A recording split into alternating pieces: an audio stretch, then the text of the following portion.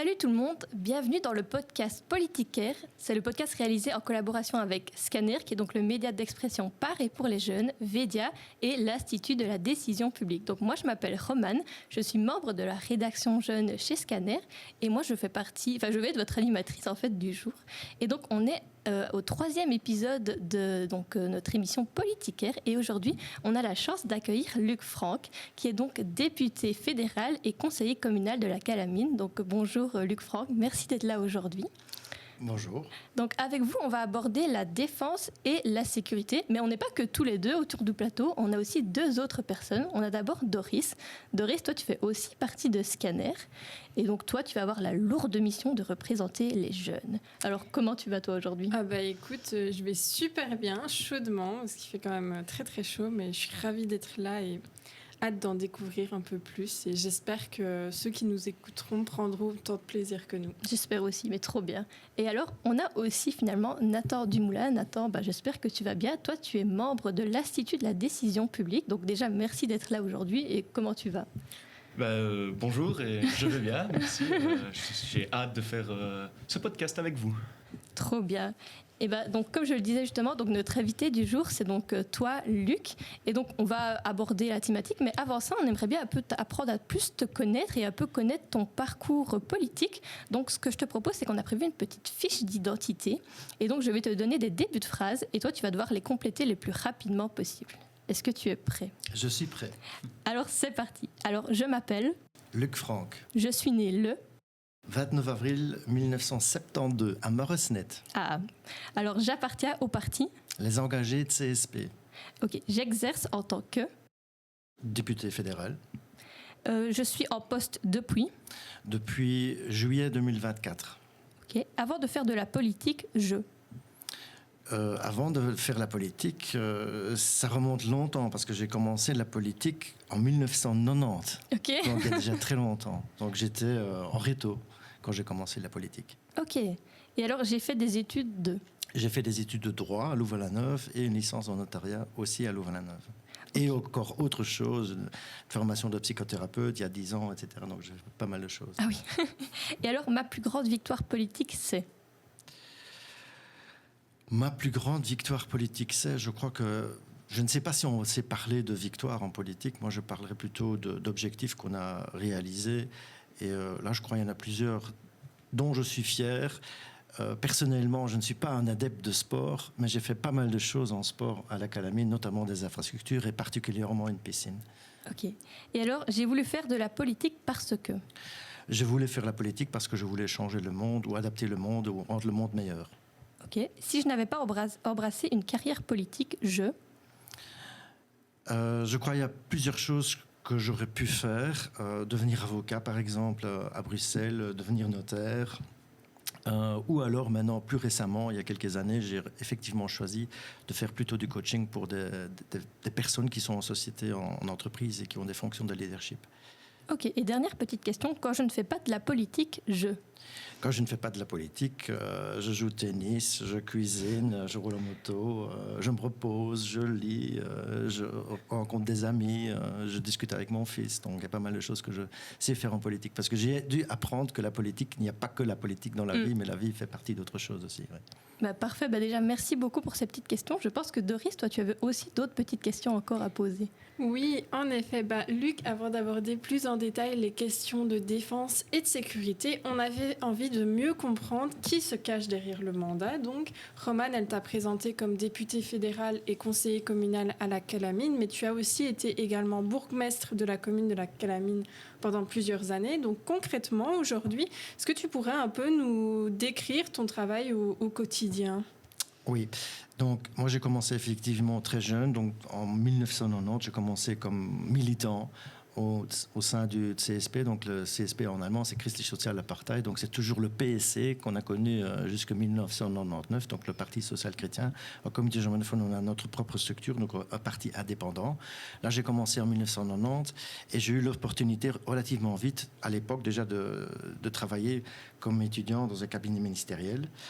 Et en 1995, pendant mes études, le député européen à l'époque, Mathieu Grosch, m'avait proposé une place d'assistant parlementaire au Parlement européen. Donc là, j'ai commencé en 95 jusqu'en 98, où j'ai terminé mes études, puis j'ai commencé le stage de notariat. Et puis en 2000, pour les élections 2000, directement, je suis devenu conseiller communal et échevin. Donc je suis devenu échevin des sports et de la jeunesse en janvier 2001, et j'étais échevin jusqu'aux élections 2012. En parallèle, j'étais président du parti. Pendant cette période-là, j'étais déjà député au Parlement de la communauté germanophone, président du parti, conseiller au cabinet de Melchior Wathelet.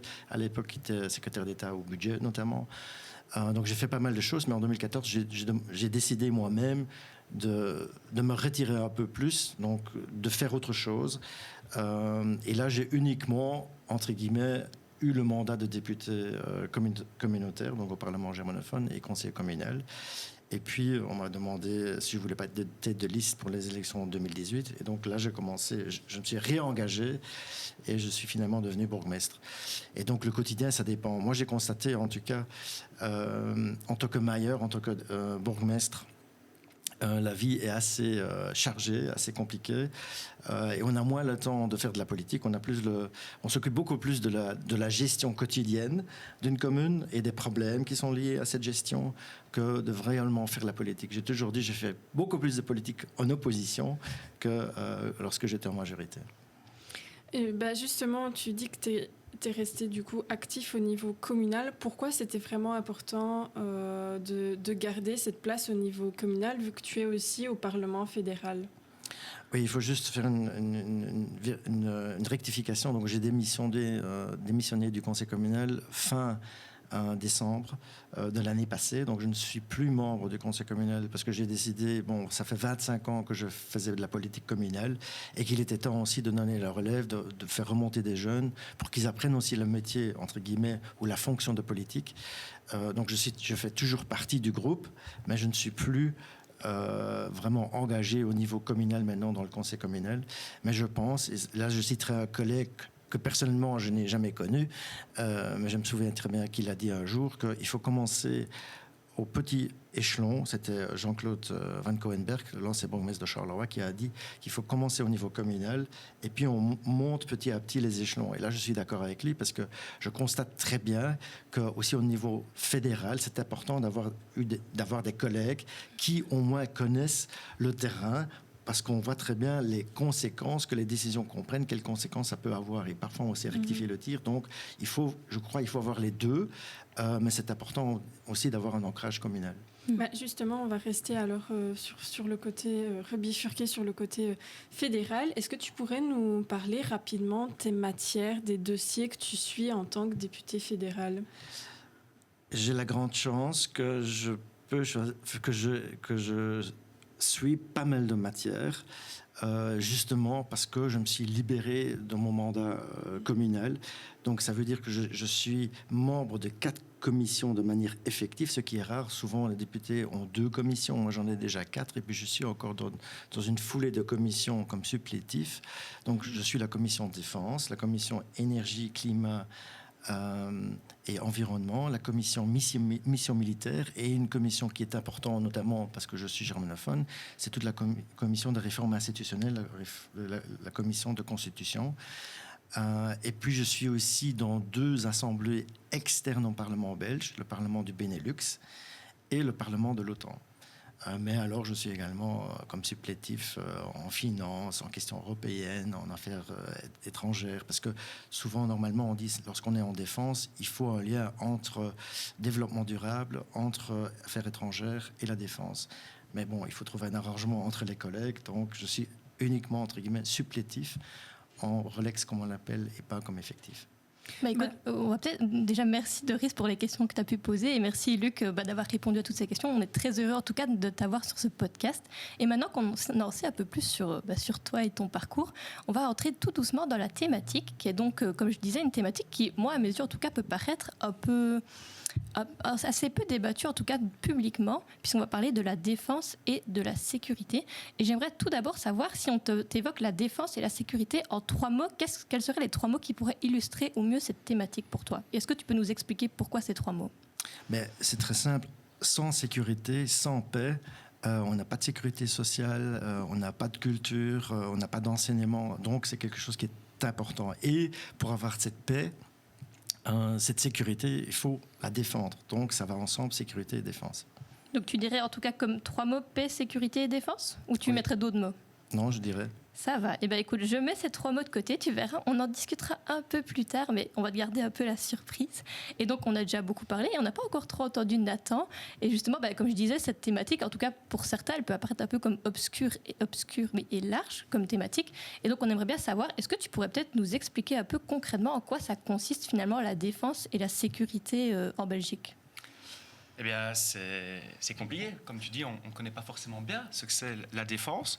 Alors, pour le dire un peu facilement, la défense, c'est un des ministères en Belgique. C'est quelque chose qui appartient au public. Ça dépend de l'État fédéral. Donc, c'est-à-dire que c'est la même défense pour tous les citoyens, qu'on soit en Flandre, en Wallonie, à Bruxelles, en communauté germanophone. C'est la même défense pour tout le monde.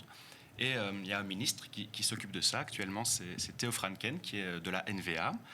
Et pour faire un petit peu d'histoire, je vais dire, avant lui, c'était Ludivine de Dunder du PS. Encore avant, il y a eu Philippe Goffa et Didier Reynders du MR. Et pour remonter, la dernière fois qu'on a eu un ministre du parti centriste, du parti catholique, c'était dans les années 90. Donc pour voir un petit peu que ce n'est pas tout le temps les mêmes partis qui gèrent la défense. Quand on pense défense, on pense souvent les militaires, les soldats sur le terrain. Mais en réalité, il y a d'autres missions. Et il n'y a pas que des militaires, il y a aussi des civils. Il y a beaucoup de logistique aussi dans la défense. Et il y a des soldats, je veux dire, professionnels. Il y a aussi des réservistes. Donc c'est très varié. On peut aussi un petit peu parler du financement, si vous le voulez, parce qu'on entend beaucoup qu'on refinance la défense en ce moment. Pour donner un peu une évolution, en 2009, par exemple, il y avait presque 3 milliards d'euros qui étaient consacrés à la défense. Et si on regarde en 2022, on est plutôt à 4,1 milliards. Donc, on voit que ça a augmenté. Okay. Et pour que ce soit un peu plus accessible, le chiffre, je vais dire, en 2014, si on considérait que tout le monde payait 100 euros d'impôts, eh bien, sur ces 100 euros, il y a 1,58 € qui était consacré à la défense. Et si on regarde maintenant en 2026, il y a 2,40 €. Donc, on voit à nouveau qu'il y a une évolution. Et pour comparer, par exemple avec la France, il y a plutôt 8 € sur 100 € qui sont consacrés. Donc, on voit que ça augmente, mais qu'on est quand même moins que dans d'autres pays. Et puis, la défense a plusieurs rôles. J'imagine qu'on aura l'occasion d'en parler. Mais qu'à côté des rôles, je vais dire, comme on pense spontanément lorsqu'on pense défense, il y a aussi des missions humanitaires et des missions de cybersécurité. On peut peut-être aussi parler du nombre. Je ne sais pas le nombre de militaires, si ça vous intéresse de savoir. Est-ce que quelqu'un sait combien il y a de militaires en Belgique? Bonne question. Le juste chiffre, le juste prix, tu dirais combien, toi? De militaires en Belgique, j'en ai aucune idée vraiment. En fait, j'avoue que moi, j'ai l'impression que le monde un peu militaire, moi, c'est un peu quelque chose de très obscur chez moi. J'ai l'impression que j'en ai aucune idée de ce que ça pourrait... Comment t'as une idée, toi?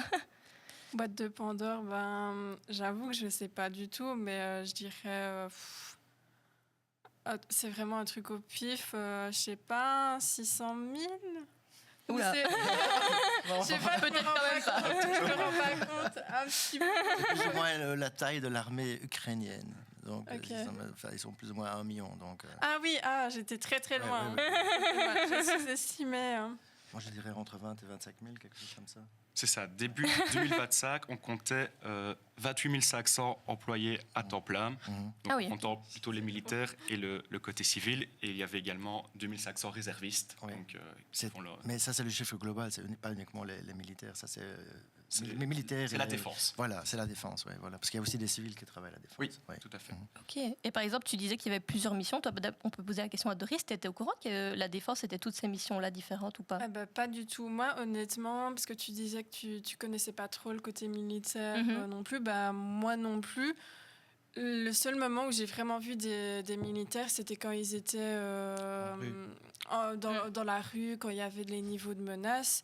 Et je sais aussi que les militaires étaient venus aider lors des inondations de Verviers, mais c'est toujours dans des conditions soit catastrophiques ou dans des conditions où ça nécessite une sécurité, mais pas vraiment dans des conditions de paix ou dans la vie de tous les jours. Donc, voilà. Ah oui, donc ils vivent très cachés, quoi. Donc on ne sait pas très bien ce qu'ils font. Voilà. Oui, c'est vrai qu'il y a toute ces missions humanitaires, je veux dire. Et au quotidien, il y a notamment la défense la surveillance, la protection des centrales nucléaires et des réserves d'eau potable. Ah oui. On n'y pense pas forcément, mais ce sont dans leur mission. Et il y a aussi, dans des conflits, je vais dire, dans d'autres pays, par exemple, lorsqu'il y a des corridors humanitaires pour faire passer les ONG, la défense a dans ses missions de protéger ces couloirs. Et puis, on l'a évoqué, les inondations. Alors, les militaires sont réquisitionnés pour assurer la sécurité dans ces temps de crise. Et puis, il y a aussi, on entend de temps en temps aux informations, les démineurs. Ça fait partie de ça. Quand il y a des colis suspects dans les gares, dans les aéroports ou en rue, c'est à nouveau la défense qui est appelée. Écoute, c'est super intéressant. Peut-être, Luc, tu aurais une petite réaction face à ce qui a déjà été dit.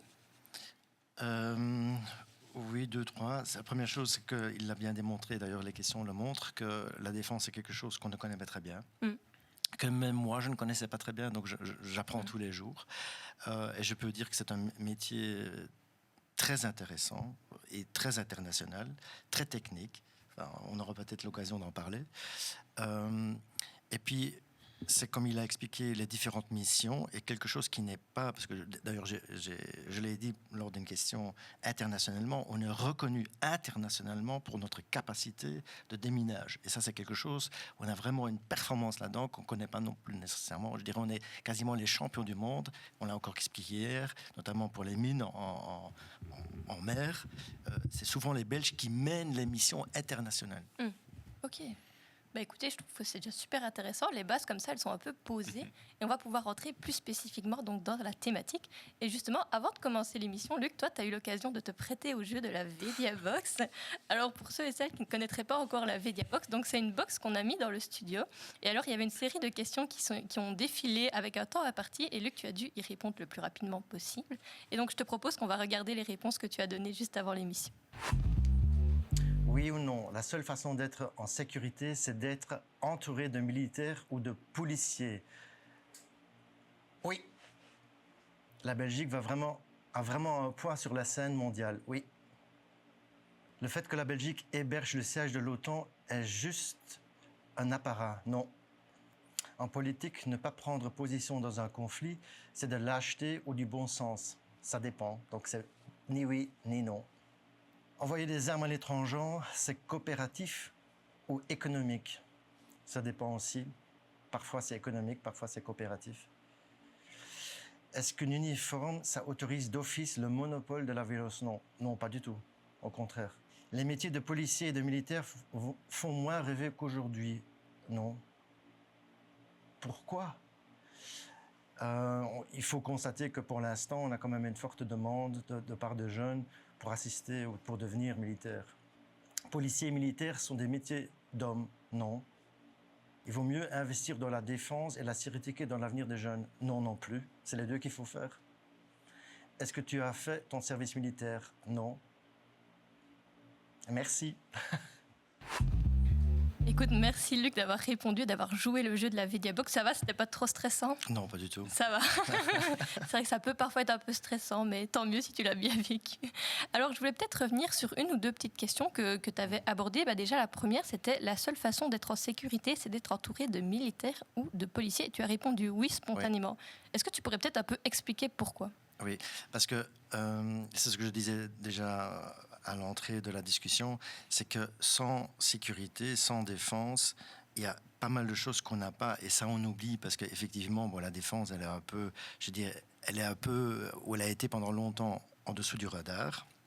Ça a changé aussi à partir de l'époque de 1989-1990, donc la chute du mur de Berlin, que j'ai connu personnellement, parce que j'ai encore connu le mur, parce que j'ai été, en tant qu'adolescent, j'ai été à Berlin de l'Est, donc j'ai vu tout ce régime communiste, entre guillemets, à deux reprises. Et donc ça, on a un peu perdu de vue. Donc il y a beaucoup de choses pour nous qui sont devenues normales. Et moi, je fais partie de la génération, c'était la question, est-ce que je vais faire mon service militaire? J'étais encore à l'époque, donc j'ai fait ces fameux 3 jours qu'il fallait faire.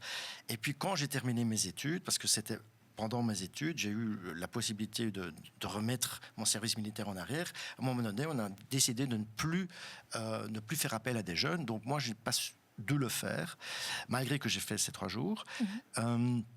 Et donc, il y a beaucoup de choses qui, pour nous, sont devenues normales. Et je dirais surtout pour vous, parce que tout ça, vous n'avez pas connu. Vous êtes nés, je dirais, dans le temps de paix. Et maintenant, on se dit, tiens, pourquoi est-ce qu'il faut faire tout ça et à quoi ça sert? Et là, on se rend bien compte, si on n'a pas une défense et un système, je dirais, de sécurité, que ce soit maintenant... Pour moi, il y a la police, mais il y a la sécurité civile aussi, donc les pompiers. Il y a... allez, comment est-ce qu'on appelle ça, le système de sécurité du ministère de l'Intérieur qui vient aussi lorsqu'il y a des inondations. C'est le service, pas citoyen, le service... Service civique? Non, pas civique. Je ne tombe pas sur la protection civile, voilà. Okay. Donc, tous ces services-là qui existent, ça, c'est quelque chose qui est très important et qui n'est pas nécessairement connu. Et donc, c'est pour ça, moi, je dis... Bon, la question, c'était oui ou non. J'ai dit oui, il faut. Parce que sans ce système-là, à ce moment-là, et on le voit tous les jours, on se fait attaquer tous les jours. Tous les jours, on se fait attaquer sur des systèmes cyber, etc. Probablement, pas uniquement par les Russes. Oui. Et donc, il faut un système de sécurité. Ok, écoutez, c'était super intéressant. Et je propose que maintenant, donc on a déjà un peu pu débattre entre nous, mais on aimerait bien avoir aussi un peu l'avis d'autres personnes. Et pour cela, on a été, Doris et moi, dans la rue, interroger des jeunes pour voir justement une question en lien avec la défense et la sécurité. Et je vous propose justement de voir la question qu'on leur a posée et leur réaction dans le micro-trottoir. Si la Belgique s'engageait dans un conflit, est-ce que vous seriez prête à partir au combat? Ça demande beaucoup de préparation, c'est pour ça que la défense recrute énormément en ce moment, je suppose. Je pense qu'avec les clés que la défense nous donne, je suppose qu'on pourrait être préparé. Évidemment, ça prend du temps et de toute façon, on n'aura pas le choix, donc je suppose que je le ferai. Moi, pas du tout. Non, je suis pour la paix, moi, donc je suis pas du tout prêt à aller faire la guerre. J'ai pas envie d'aller défendre les intérêts de ceux qui décident la guerre, parce que moi, je suis vraiment contre ça et c'est qu'une machine à faire de l'argent. C'est à la fois une catastrophe écologique, donc vouloir la guerre à tout prix alors qu'on peut vivre en paix. J'irais plutôt aider les blessés, leur venir en aide pour leur donner de la force pour qu'ils soient d'abord soignés physiquement et psychologiquement. Moi, ça dépend des conditions parce que c'est pas trop mon domaine de me battre, etc. Et puis j'ai d'autres projets dans la vie et je trouve que la guerre, c'est pas trop un principe qui est intelligent. Donc je trouve qu'on devrait régler nos problèmes par d'autres moyens. Personnellement, non. Je trouve que les guerres, c'est plus des conflits entre des personnes haut placées, c'est-à-dire des dirigeants et tout. Et généralement, le peuple est juste utilisé comme bétail, c'est-à-dire c'est le peuple qui se bat pour les intérêts de personnes haut placées. Et quand on y pense, dans toutes les guerres qu'il y a eu, le peuple a toujours été le perdant, ceux qui perdent leur vie. J'aime la Belgique, mais je pense que je préfère ma vie et je pense que toute personne normale devrait préférer sa vie à sauver un État. Et quand on y pense bien, qu'est-ce qu'on va essayer de sauver? Est-ce que Doris, tu veux présenter ce petit micro-trottoir? Du coup, comme vous l'avez vu dans ce micro-trottoir, on constate quand même que la majorité des jeunes interrogés ne se disent pas prêts à partir au combat si la Belgique s'engageait par exemple dans un conflit. Certains expliquent aussi qu'ils préféraient aider autrement, notamment en venant en aide aux victimes, par exemple, comme on l'a vu, tandis que d'autres remettent vraiment plus largement en question l'utilité et même la légitimité de la guerre. On entend aussi une méfiance vis-à-vis des conflits armés et de ceux, du coup, qui les décident. L'idée aussi que préserver sa vie et ses projets personnels peut parfois sembler finalement plus important que défendre son pays. Malgré quelques nuances, du coup, donc, la plupart des jeunes interrogés semblent privilégier des solutions pacifiques plutôt qu'un engagement militaire direct. On a aussi évoqué l'impact écologique. Donc, avant d'entamer purement et simplement le débat avec d'autres petites questions, est-ce que l'un d'entre vous avait envie de rebondir sur ce que vous venez d'entendre? Je ne sais pas si, Luc, tu veux peut-être commencer? Je dirais ce qu'ils ont dit, ça ne m'étonne pas nécessairement. Et je crois aussi que ça peut être vu de manière normale et légitime, mais j'aimerais bien réagir par rapport à ça parce que, juste une petite histoire privée, c'est que mon fils qui a 20 ans, il a participé, donc lui-même après les rétos, il a décidé d'aller en Afrique et de faire des projets sociaux. Donc il a aidé des enfants, il a été dans un orphelinat, il a travaillé dans des réserves naturelles pour aider les rangers à nourrir les animaux. Et bon, il a créé des liens, et notamment Joseph, il est venu, donc un de ses copains est venu en Belgique et qui m'a dit clairement, c'était à Noël, qui a aussi 20 ans, et il a dit « Je ne comprends pas que les jeunes ici ne sont pas prêts à défendre leur prospérité. » Parce qu'ils voient ça tout à fait autrement. Donc, ils ont un autre regard. Et là, quand je parle, parce que je suis aussi, comme je l'ai expliqué, au sein de l'OTAN, je suis dans une commission OTAN-Ukraine. Et il faut savoir que notre paix actuelle est défendue par les Ukrainiens. Ça, il ne faut pas le sous-estimer. Et c'est eux qui se battent à notre place. Et c'est ça qu'il faut aussi avoir à l'esprit. Naturellement, je peux comprendre, parce que tout ça, c'est très loin, on ne le voit pas, il y a uniquement des chiffres. Mais à un moment donné, on n'est pas là pour aller à la guerre, on est là pour défendre notre système démocratique, nos valeurs. C'est de ça qu'on parle. Parce que ce qu'on fait aujourd'hui ici n'est pas possible en Chine, n'est pas possible en Ukraine, pas possible en Russie, c'est pas possible en Corée du Nord. Il y a pas mal de pays. Il faut savoir qu'on a plus ou moins 180 pays au monde. Dans un tiers, dans 60 pays, il y a des conflits armés. Donc, on est un peu, je dirais, sur une île, et ça, il faut aussi le protéger. Donc, c'est pour ça que c'est important, et c'est bien que vous faites cette émission pour un peu expliquer, quelles sont les raisons. Et toi, est-ce que tu as quelque chose à dire éventuellement sur ce qu'il vient de dire, ou alors sur le micro-trottoir? Mais c'est vrai, l'OTAN, c'est intéressant d'en parler.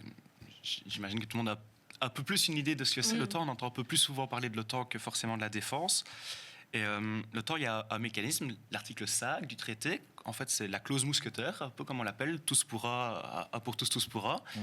Et en fait, qu'est-ce que ça dit? C'est que si un des pays de l'OTAN est envahi par un autre, tous les autres viennent l'aider. Et donc, c'est là aussi qu'on dit un peu que l'Ukraine ne fait pas partie de l'OTAN, mais que si les Russes traversent l'Ukraine et arrivent dans un des autres, en fait, tous les autres pays de l'OTAN rentrent automatiquement en guerre. Et donc, c'est là qu'il y a un peu ce rôle de barrière, je vais dire, entre les deux. Justement, il y a quand même beaucoup de conflits actuellement qui sont parfois loin de l'Europe ou proches de l'Europe. Est-ce que véritablement l'Europe de manière générale, mais aussi et surtout la Belgique, pourrait être menacée, est menacée actuellement? Est-ce qu'il y a peut-être un niveau de menace au niveau international, je dirais on est menacé. Si on parle de sécurité, on est menacé par deux moyens. Il y a la menace, je dirais, terroriste, l'État islamique, les Hezbollah, etc. Enfin, je dirais le système iranien, qui est renforcé maintenant. Enfin, ça, c'est mon avis personnel. Donc, ils sont gagnants, entre guillemets, de ce conflit qu'on vient de vivre. Et puis, il y a la menace à l'extérieur. Et ça, il y a la menace russe, il y a la menace chinoise qui se montre tout à fait autrement, qui n'est pas une menace armée, c'est plutôt une menace économique. Et espionne aussi? Les Chinois sont beaucoup plus, je dis, up-to-date pour faire de l'espionnage que les Russes. Et il faut savoir qu'en Belgique, c'est le pays au monde où vivent le plus grand nombre de diplomates et le plus grand nombre d'ambassades. Et donc, je dirais, la Belgique, c'est un espace où il y a beaucoup d'espionnage, ce qu'on sous-estime complètement, y compris les collègues. Ok. On a parlé vraiment de la Belgique, mais justement, moi, je me posais la question où la Belgique est actuellement appliquée militairement à l'étranger. Est-ce qu'elle est vraiment appliquée dans certains pays actuellement, parce qu'on a parlé un peu de la guerre, ou elle est quand même dans d'autres zones moins en conflit, on va dire ça comme ça? Et la Belgique est impliquée déjà dans la structure, comme on vient l'expliquer, de l'OTAN. Donc là, on est partenaire. Par exemple, moi, j'ai été en mission la semaine passée en Sicile pendant un jour pour voir une mission que les militaires belges exerçaient là, au sein de l'OTAN.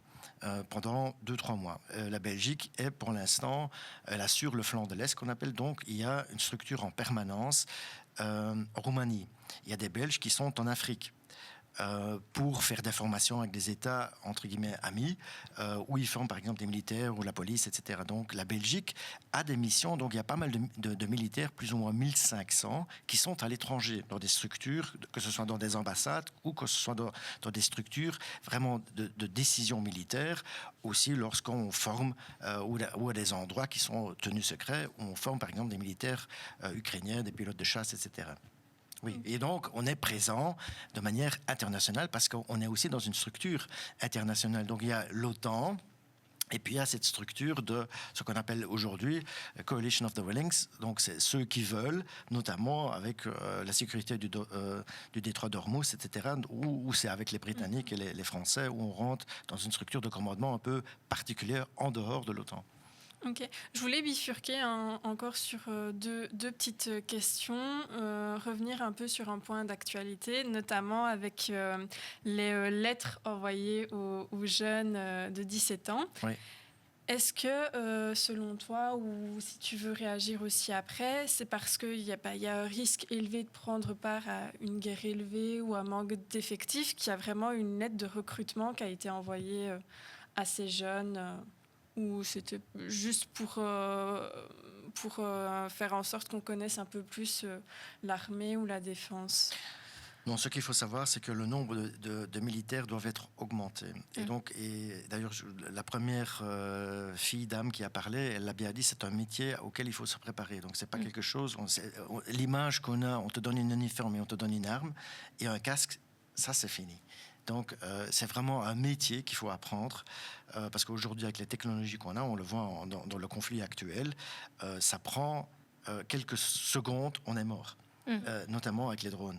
Oui. Et juste donner un exemple, donc, je ne sais pas si vous le connaissez, mais la raison de démission des jeunes à la défense, la plus importante, c'est quoi? C'est ça. C'est parce que on ne peut pas utiliser son GSM, les réseaux sociaux, dans les missions à l'extérieur. Okay. Mais lorsqu'on allume son GSM à l'extérieur, tout de suite, sa position est connue par l'ennemi. Et ça prend, comme je dis, parfois quelques secondes, parfois quelques minutes, on est mort. Et ça, c'est quelque chose auquel il faut s'habituer. Donc, il y a des unités spécialisées qui surveillent les collègues pour être sûr qu'ils n'utilisent pas leur GSM. Donc, juste pour vous donner l'idée où on en est aujourd'hui. Et donc, il faut... moi, je dirais, il y a les jeunes qu'on voit aujourd'hui, et d'ailleurs, il y a un chiffre très intéressant qui vient de sortir en Allemagne. Donc, nous, on a eu 4 fois plus de candidats que de places. Donc, il y a plus ou moins 500 places. Et en Allemagne, ils ont fait sortir maintenant plus ou moins 300 000 lettres et ils ont une réponse positive de 530 personnes. Donc, il y a une toute autre culture, beaucoup plus pessimiste. Ici, on n'est pas dans cette situation-là, ni en France, où il y a une certaine culture encore de la défense. Donc, il y a une demande. Mais la question va venir, et on n'en est pas encore là, c'est, je dirais, la question du service militaire obligatoire qui a existé à un moment donné. Et la question revient petit à petit sur la table. Est-ce qu'il faut le réinstaurer? Mais il faut savoir aussi, si on fait ça, ça demande un investissement encore plus important parce que, pour l'instant, on a vendu un certain nombre de casernes. Donc, il faut reconstruire des casernes et ça va prendre... Donc, si on le décide aujourd'hui, donc entre la décision d'aujourd'hui et la mise en œuvre réelle, ça prend 10 ans. Ah oui. Donc pour toi, on est encore loin du potentiel service militaire obligatoire. Si jamais il était accepté, ça prendrait encore des années. C'est pas up-to-date, donc c'est pas de l'actualité de décider ça maintenant, parce qu'on essaie naturellement, avec des moyens qu'on a aujourd'hui, d'éviter ça. Et de revenir dans une situation, parce qu'on a déjà connu tout ça, je dirais, dans la guerre froide, où c'était normal pour chacun. On ne veut pas arriver là. Donc, pour l'instant, il y a des militaires professionnels qui sont bien équipés et qui connaissent leur métier. Donc, on veut éviter d'en arriver là. Mais on voit bien la situation en Ukraine. On ne sait pas ce qui va se passer. Et on pense aussi qu'il risque d'y avoir un conflit avec la Russie jusqu'en 2030. Donc, dans la période d'aujourd'hui et 2030, donc ça fait quand même 4 ans. C'est pas loin. Le risque, il est là. Est-ce qu'il va vraiment arriver? Ça dépend de la situation, comment va évoluer le conflit avec l'Ukraine. Et peut-être c'est une question un peu provocatrice, mais est-ce que tu crois que les jeunes ont envie de s'engager au service militaire, vu que maintenant il y a eu une question d'argent qui a été mise sur la table, comme quoi ils allaient recevoir une certaine somme d'argent? Est-ce que ça peut influencer le choix des jeunes à à faire leur service militaire? Non, ce qu'on voit maintenant, ce qui les intéresse, c'est le métier. Parce qu'ils voient de quoi on cherche. Par exemple, on a besoin de beaucoup plus de jeunes qui ont une affinité avec tout ce qui est matériel informatique, qui savent programmer des drones, etc. Et donc là, on voit, il y a une certaine attirance de jeunes qui veulent venir. Et puis avec les métiers aussi qui existent, voyager, etc. Donc ça attire pas mal de monde. Okay. Et donc c'est plutôt le métier. Et naturellement, c'est aussi qu'il y a un certain risque, mais il faut savoir que la défense est vraiment un employeur très attirant parce qu'il propose énormément de choses et il réfléchit aussi à des carrières un peu plus particulières parce qu'on sait très bien que parfois on a des nerds. On cherche, par exemple, on recrute spécifiquement chez des personnes qui sont des très bons joueurs de jeux de vidéo parce que c'est utile. Ça, c'est surprenant, comme quoi je ne m'attendais pas à ça. Et moi, j'avais peut-être une question aussi pour Nathan, vu que tu es aussi jeune comme nous. Je voulais te demander, est-ce que pour toi, les jeunes, ils sont vraiment conscients de ce qu'il y a derrière le service militaire? Est-ce qu'ils sont conscients? Il faut quand même préciser que le service militaire n'est pas d'actualité. C'est ça, oui, non, bien sûr. Mais... Aujourd'hui, et je pense que ceux qui sont volontaires, je pense qu'ils ont une idée. Ils se rendent bien compte de ce qu'il y a derrière. Sinon, ils n'auraient pas postulé, mais... C'est vrai que la défense fait beaucoup de campagnes aussi pour recruter parce que c'était un des objectifs du gouvernement d'augmenter le nombre de militaires. Si vous voulez un petit peu d'histoire, on l'a parlé de ce service militaire, ça n'a pas toujours été le cas. Quand la Belgique est devenue indépendante, c'était uniquement des volontaires et quand il n'y avait pas assez de volontaires, on tirait au sort. Donc on voit qu'il y a différents systèmes et c'est en fonction du contexte. C'était pareil, c'était en 1909. C'est le roi Léopold II qui sentait un petit peu que le contexte politique, géopolitique, ça sentait un peu le roussi, je vais dire. Et donc, il a décidé de mettre en place, avec son gouvernement catholique à l'époque, de mettre en place ce service militaire. Et puis, on l'a dit, à la fin de la guerre froide, ça sentait moins le roussi. Il y avait un contexte de paix qui était là. Et donc, le gouvernement... de NA, qui était également un gouvernement catholique pour l'histoire, donc c'est eux qui l'ont mis et qui l'ont réenlevé, a décidé donc en 92 de suspendre la loi et d'arrêter ça. Et donc on voit que maintenant, avec à nouveau un contexte, je veux dire, je vais reprendre l'expression, ça ressort un petit peu le roussi, on réfléchit à éventuellement le remettre. Donc, et peut-être que plus tard, quand ce sera un contexte plus serein, la réflexion repartira. Trop bien. Écoutez, on a déjà pu aborder plein de sujets, on aurait pu encore parler pendant plein de temps, mais l'heure file déjà. Et donc, je voulais peut-être savoir une petite question. Donc là, on a parlé entre nous, on a pu écouter l'avis des jeunes, mais si toi, Luc, tu avais pu, n'importe qui, n'importe où, à n'importe quelle époque, choisir 2 personnes avec qui discuter et débattre de ça, tu aurais choisi qui? De manière générale? Même si c'est des experts ou pas. Tu aurais aimé parler de ce qu'on a parlé avec qui? Mais moi, j'aime bien parler de ça avec mon fils. Parce que, oui, parce que c'est comme il fait partie de votre génération. Et on en a effectivement parlé. Est-ce qu'il n'allait pas faire le service militaire volontaire? Est-ce que c'était une bonne idée de le faire ou pas? Parce qu'aussi, il est intéressé par pas mal de choses. Et donc maintenant, il a décidé de ne pas le faire, d'abord de commencer les études et puis voir un peu par après. Mais je sens aussi... moi, j'aime... Les discussions que j'aime bien mener, c'est avec des jeunes. Parce que c'est votre avenir. Et ça, il faut réaliser. On ne fait pas quelque chose... Je dirais, moi, la moitié de ma vie, elle est déjà passée. Enfin, j'espère pas, mais... ça voudrait dire 108 ans. Donc, mais bon... et donc, les décisions qu'on prend aujourd'hui, c'est les décisions qu'on prend pour l'avenir. Et ce n'est pas des décisions pour nous. Parce que, je dirais... Ce sera beaucoup plus facilement politiquement aussi de dire on n'investit pas dans la défense, on donne l'argent autre part, etc. Ce serait beaucoup plus facile lorsqu'on regarde les manifestations qu'on a, je dirais les questions avec lesquelles on est confronté. Pourquoi investir dans la défense et pas dans la santé, pas pour les profs, etc. Donc on prend des décisions qui sont compliquées. On préférerait aussi prendre des décisions beaucoup plus simples. Mais pourquoi est-ce qu'on prend ces décisions-là? C'est pas pour nous. Oui. C'est pour l'avenir et c'est pour les générations futures. Et ça, on oublie. Et c'est pour ça, je crois, que c'est important de faire cette discussion, d'avoir ces podcasts, ces réunions. Et c'est avec vous que je préfère discuter et pas nécessairement avec des vieux schnouks de mon âge. Mais non, on va pas dire ça quand même. Mais en tout cas, ça nous fait très plaisir si c'est plutôt la jeunesse avec qui tu aimerais discuter. Et il faut dire aussi que quand je parle avec mes parents, qui ont plus ou moins 80 ans, eux comprennent les décisions parce qu'ils ont ce passé. Donc mon père est né pendant la Deuxième Guerre mondiale, donc il a un autre vécu. Okay, donc il comprend très bien pourquoi on fait ça. Il ne faut pas les convaincre. D'ailleurs, c'est eux qui ont peur, parce qu'ils voient dans quelle direction ça peut aller. Donc c'est notre discussion. Oui. Ok, écoutez, on a déjà, comme je le disais, on a parlé de beaucoup de choses. Et est-ce que peut-être, Nathan, tu pourrais peut-être faire un petit résumé des points importants qu'on a pu aborder tout au long de l'émission? Alors, oui, voilà, quelques points. Au tout début, on disait on ne connaît pas grand-chose de la défense, de l'armée, mais au fond, est-ce que c'est pas un petit peu normal? Parce que le surnom de l'armée, c'est la Grande Muette. Voilà. On n'en parle pas beaucoup. Et donc, mais d'un autre côté, j'ai envie de dire, si on n'entend pas beaucoup parler d'elle, c'est que c'est tant mieux. Aussi, on a parlé un peu de la peur de s'engager, que ça faisait peur aussi de l'armée. Mais je vais revenir avec un chiffre ou l'autre. On remarque avec les chiffres de l'IWEPS que les gens ont quand même confiance en l'armée. Et ça, c'est bon signe. Un chiffre qui est un petit peu intéressant, je lance peut-être une pique. On voit qu'il y a entre 65 et 85% de confiance en l'armée. Par contre, la confiance dans le bourgmestre, elle est plutôt à 57%. Donc, les gens préfèrent l'armée que leur bourgmestre. Et puis, on a aussi discuté que les conflits, ils ont changé. Ce n'est plus le front avec des militaires ou des tranchées. Il y a les drones, on n'a pas beaucoup parlé des drones et de la cybersécurité. Et donc, je pense que c'est aussi un enseignement de ce podcast, c'est de voir que le contexte a changé et que la manière de faire la guerre a aussi beaucoup changé.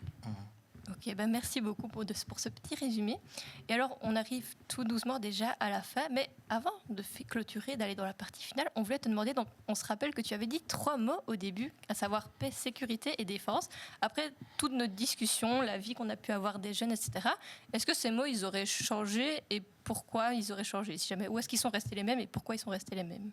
Non, pourquoi? Mais pour moi, ils sont restés les mêmes parce que je crois, lorsqu'on a écouté les jeunes, tout le monde était bien conscient, certains pour des raisons plutôt privées, parce qu'ils ne voulaient pas aller à la guerre. Donc, je dirais de manière globale, ils ont tous dit on veut la paix. Je crois. Et nous, on veut aussi la paix.